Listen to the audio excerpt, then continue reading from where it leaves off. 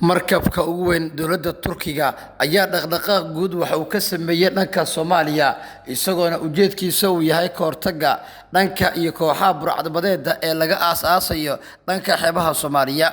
ila kala duwan ayaa waxay warbaahinta xuraasi u sheegeen in dowladaha Turkiga iyo Soomaaliya saacadii u dambeeyay ay si toos ah u wada hadleen iyadoona madaxweynayaasha Soomaaliya iyo Turkiga xiriir telefoon uu toos ah u dhexmaray taas oo hadafkeedu yahay sidii loo gaari lahaa guud ahaan dhaqdhaqaaqyada guud ee la xiriira fulinta howlgalkaasi sida ay sheegeen ila wareedyo muhiim ah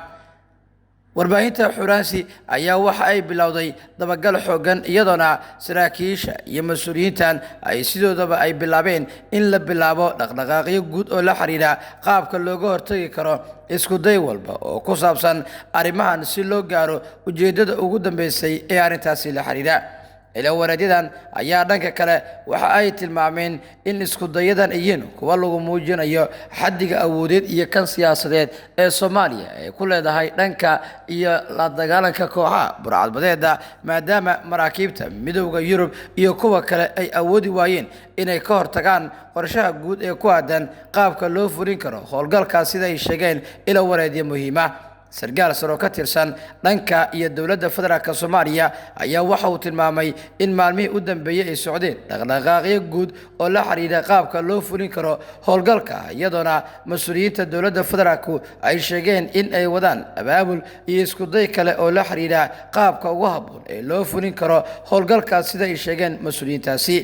wararka uu helayo warbaahinta xuraansi ayaa dhanka kale waxay tilmaamayaan in dowladaha Soomaaliya iyo Turkiga fursadooda yihiin kuwa muhiim ah oo lagu gaari karo hadafka guud ee la xiriira arrintan taa oo ka dhigaysa in mas'uuliyiinta dowladda federaalka Soomaaliya ay bilaabaan dhaqdhaqaaqyo kale oo la xiriira dhanka siyaasadda taas oo keenaysa in ujeedada guud lagu adkeynayo amniga dalka ay yihiin kuwa lagu miro dhalinayo marka la eego soo saarka hadafka shidaalka iyo wax oo arrintaas la xiriira saraakiisha mas'uuliyiinta iyo xubnahan ayaa waxa ay tilmaameen in ay socdaan dhaqdhaqaaqyo guud oo ku saabsan arrintan iyadoona wararka soo baxaya la sheegayo in ay xilligaani socdaan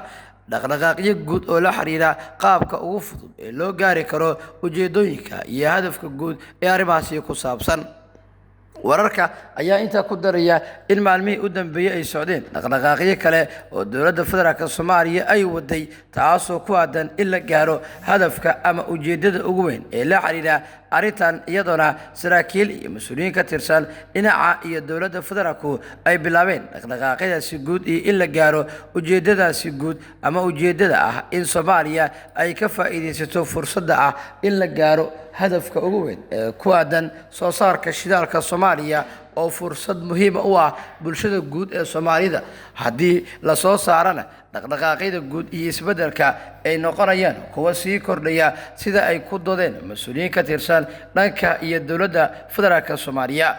wararka soo baxaya waxay tilmaamayaan in ay socdaan dhaqdhaqaaqyo kale oo dowladda Turkigu ay ku sameynayso sidii ay u gaari lahayd hadafkaasi ah in la sameeyo wax walba oo lagu gaari karo ujeedada laga leeyahay in la soo saaro shidaalka Soomaaliya taas oo in muddo ah laga shaqeynayo waxaa socda waxyaabo guud oo la xiriira dhaqdhaqaaqyadaasi taa oo keentay in mas'uuliyiinta iyo xubnahanba ay kordhaan dhaqdhaqaaqyada guud ee ku aadan qaabka loo fulin karo sida wararku ay sheegayaan mas'uuliyiin sare oo ka tirsan dhanka iyo dowladda federaalka ayaa waxa ay tilmaameen in ay isku socdaan isku dayo kala duwan oo ku saabsan arrimahan iyadoo taasi ay keenayso dhaqdhaqaaqyada guud ee la xiriira in la gaaro ujeedada ama hadafka siyaasadeed ee ku aadan qaabka ugu fudud ee loo soo saari karo shidaalka Soomaaliya loogana hortagi karo wax walba oo la xiriira qaabkaasi in la gaaro hadafkaasi ama ujeedkaasi ee ah in dhaqdhaqaaqyada guud ee socdayiin kuwa ugu muhiimsan ee la xiriira dhanka howlgallada lagu fulinayo dhinaca iyo Soomaaliya iyo wadamo kala duwan oo ah in la raadiyo xalka ugu weyn ee Afrika